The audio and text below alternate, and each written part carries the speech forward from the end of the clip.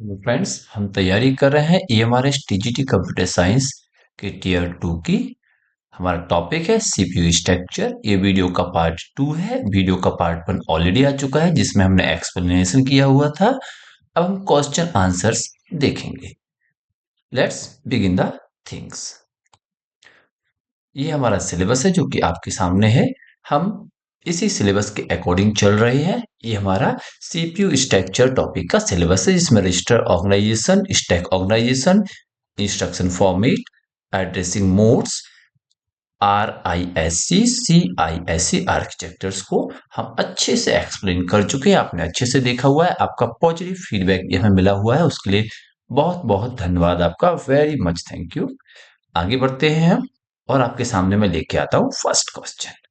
कुछ क्वेश्चंस मैं लेके आया हूँ जो कि MCQ बेस्ड है, कुछ क्वेश्चन केस स्टडी बेस्ड है। इट मीन्स हम 1 मार्क प्लस 4 मार्क दोनों टाइप के क्वेश्चंस करते चलेंगे। ओके, तो फर्स्ट क्वेश्चन आपके सामने है, which register hold the address of the next instruction to be executed. कौन सा रजिस्टर नेक्स्ट एड्रेस को होल्ड करता है, जिस इंस्ट्रक्शन को एग्जीक्यूट होना है उसका। इसका आंसर ऑप्शंस देख लेते हैं। Instruction register, IR, program counter, PC, stack pointer, SP, general purpose register, GPR।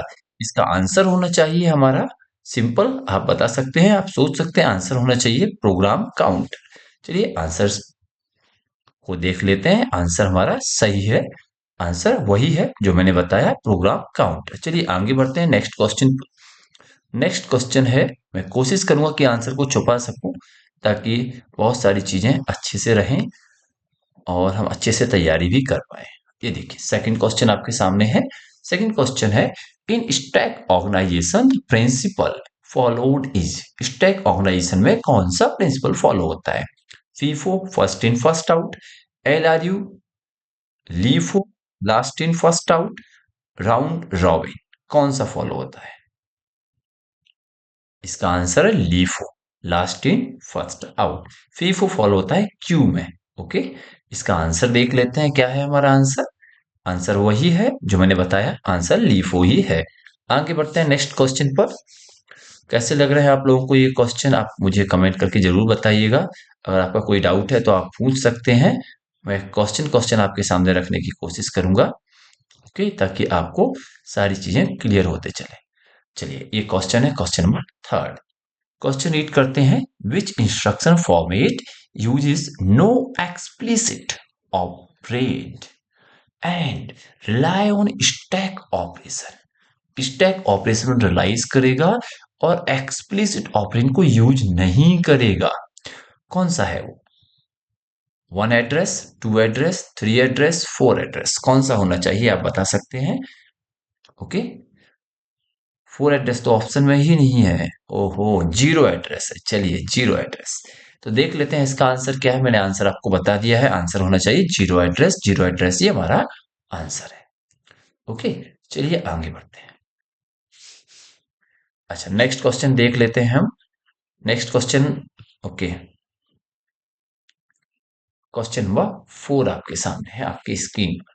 Question number 4 क्या पूछता है, इन अ 32 bit instruction format described in the document, 32-bit instruction format described in the document, how many bits are allocated for opcode? opcode के लिए कितनी bit allocated होती हैं?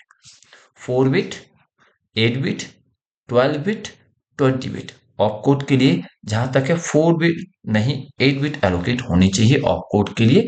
देख लेते हैं हमारा आंसर क्या है।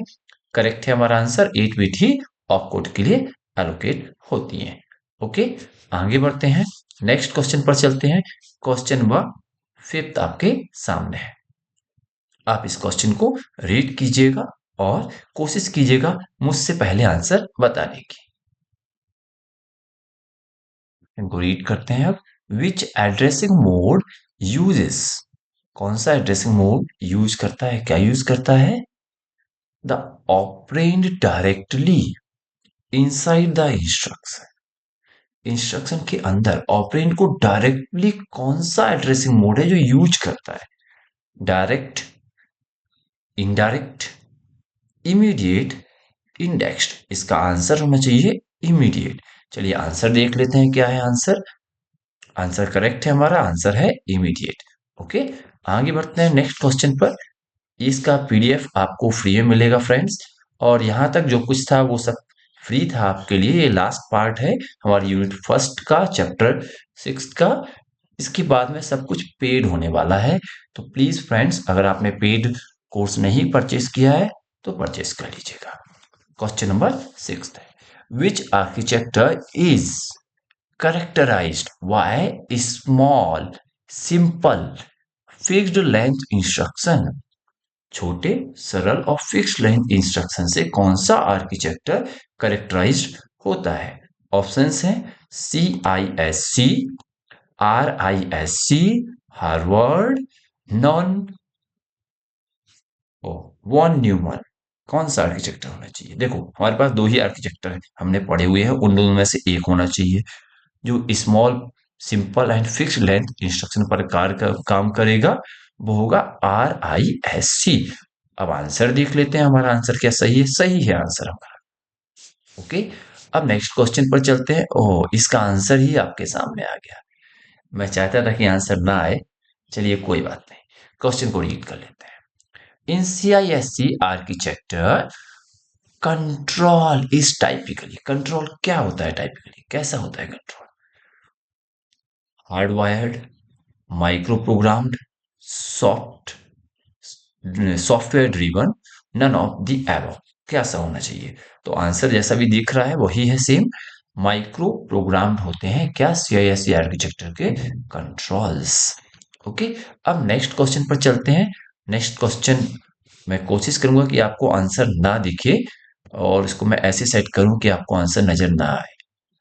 चलिए नेक्स्ट क्वेश्चन आपके सामने आ चुका है, आप इस क्वेश्चन को रीड कीजिएगा। ओके, अब मैं आगे बढ़ता हूं, क्वेश्चन को रीड करता हूं। Which register track the top of the stack. Top of the stack, stack की बात हो गई, देखो वर्ड मिल गया स्टैक।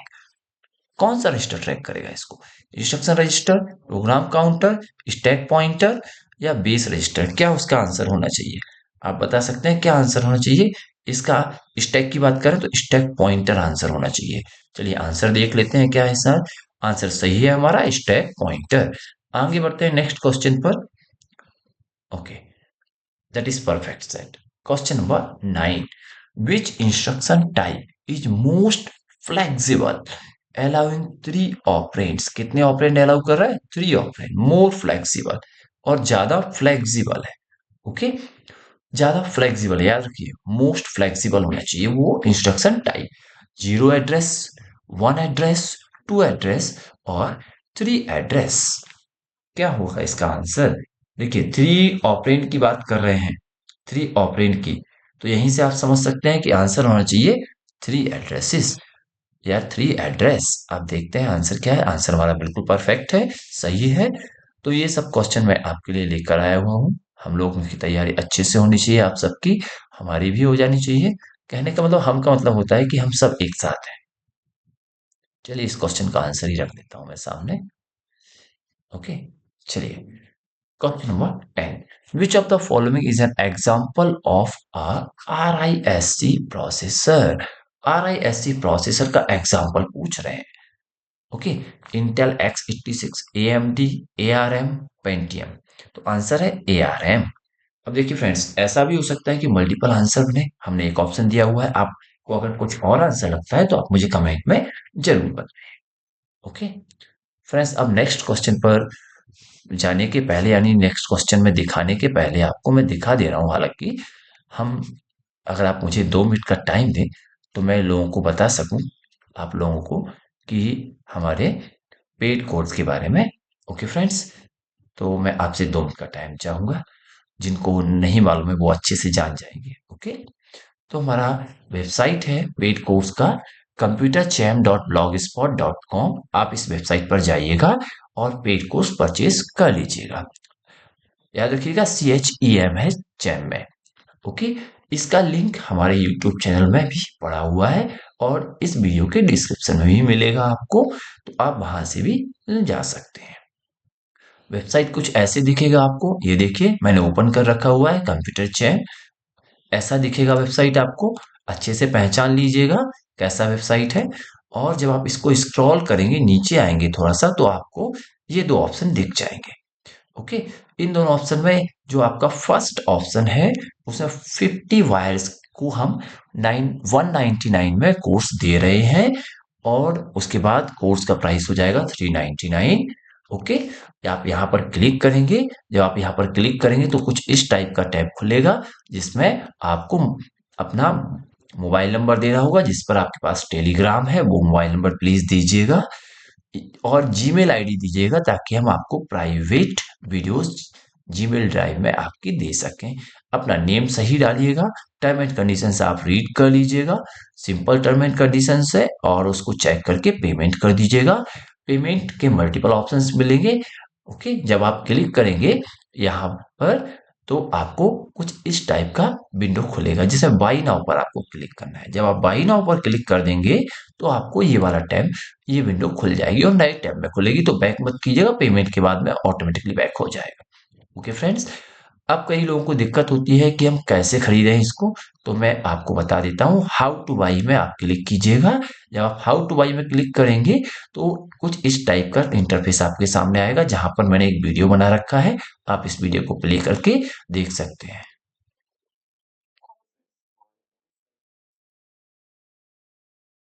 आप इस वीडियो को देखने के बाद आपको पता चल जाएगा कि आपको किस किस तरह से परचेज करना है। Okay friends. तो ये तो था हमारे पेड कोर्स के बारे में।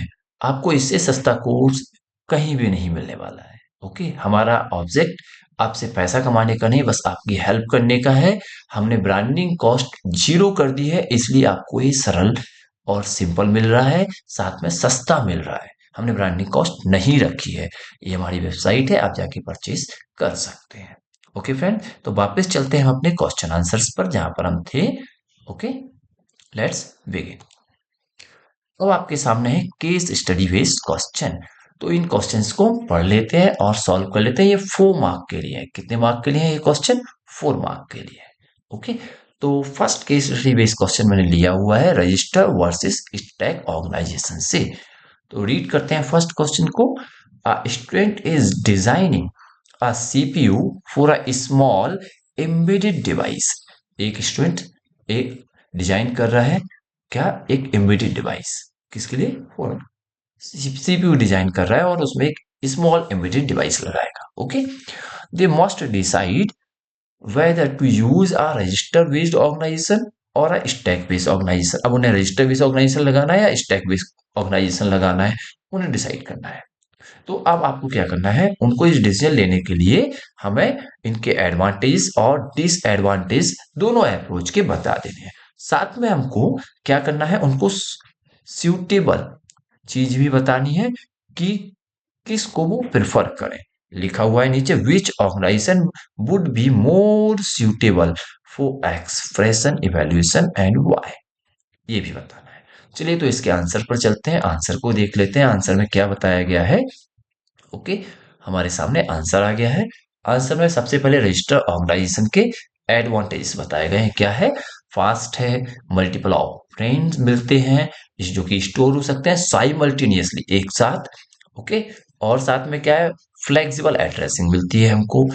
ये रजिस्टर ऑर्गेनाइजेशन के एडवांटेज हैं। अब रजिस्टर ऑर्गेनाइजेशन के डिसएडवांटेज देख लेते हैं। क्या है? लिमिटेड नंबर ऑफ रजिस्टर्स हैं, रजिस्टर्स लिमिटेड हैं। साथ में require explicit instruction for operand handling, explicit instruction भी देने पड़ेंगे। अब जरा आगे बढ़ते हैं। स्टैक ऑर्गेनाइजेशन के एडवांटेज देख लेते हैं। सिंपल इंस्ट्रक्शन फॉर्मेट यानी जीरो एड्रेस रहेगा, सिंपल इंस्ट्रक्शन फॉर्मेट होगा। उसके बाद में implicit operand handling, implicit operand handling रहेगा। यहाँ पर इम्प्लिसिट रहेगा, पहले अंदर से हो जाएगा। Okay. Efficient for expression evaluation, expression evaluation के लिए कौन एफिशिएंट है? Stack organisation. क्वेश्चन में याद रखिएगा एक्सप्रेशन हैंडलिंग के लिए पूछा था, इसलिए स्टैक ऑर्गेनाइजेशन एक्सप्रेशन इवैल्यूएशन के लिए एफिशिएंट है। अब इसके डिसएडवांटेज देख लेते हैं हम। तो डिसएडवांटेज में क्या है? स्लोअर देन रजिस्टर, रजिस्टर से थोड़ा स्लो है, slower than register. Okay, for frequent access, जब जल्दी जब हम एक्सेस करते हैं तो stack overflow underflow issues, stack के साथ ओवरफ्लो और अंडरफ्लो का इशू बना रहता है। Less flexible for complex operation, ये कम फ्लेक्सिबल है कॉम्प्लेक्स ऑपरेशन के लिए। कॉम्प्लेक्स ऑपरेशन के लिए अच्छा कौन है?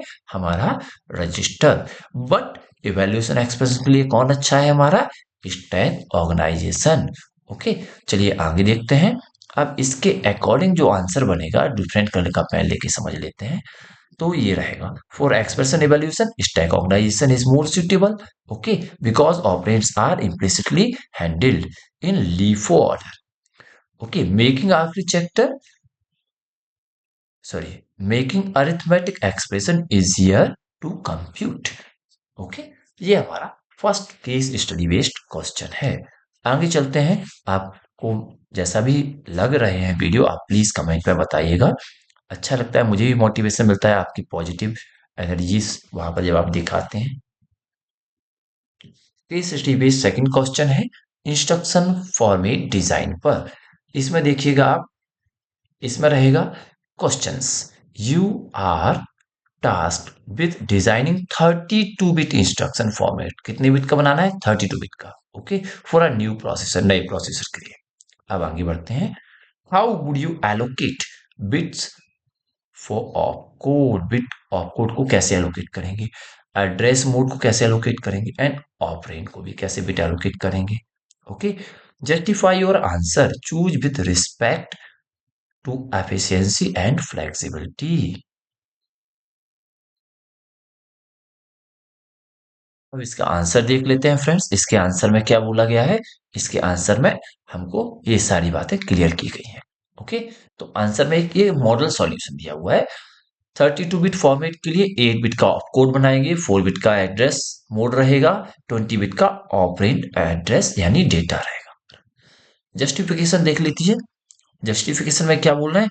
8 bit of opcode allow up to 256 instruction, enough for most CPU, ये सी मोस्ट सीपीयू के लिए एनफ है। 8 बिट की बात कर रहे हैं। 4 बिट की बात कर लेते हैं, तो 4 bit address mode support multiple operand fetching technique. 20 bit की बात कर लेते हैं, 20 bit operand ensure large memory addressing, large memory मिल जाएगा इसमें। अब जो क्वेश्चन पूछा गया था उसको देख लेते हैं। इसमें दिस, जरा सा स्क्रॉल कर देते हैं ऊपर में।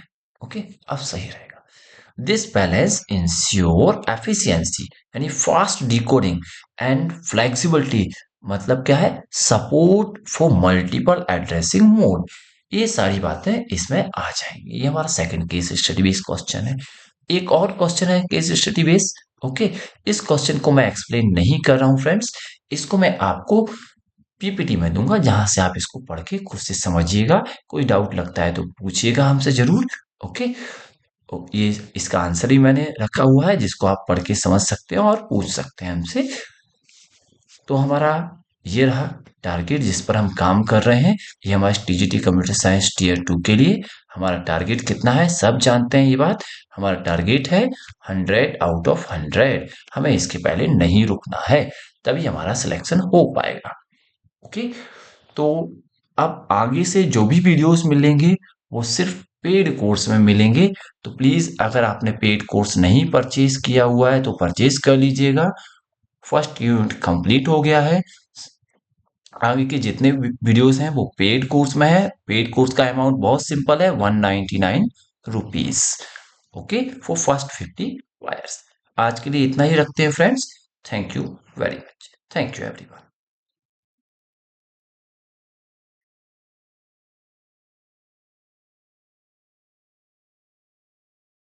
Thank you my friends.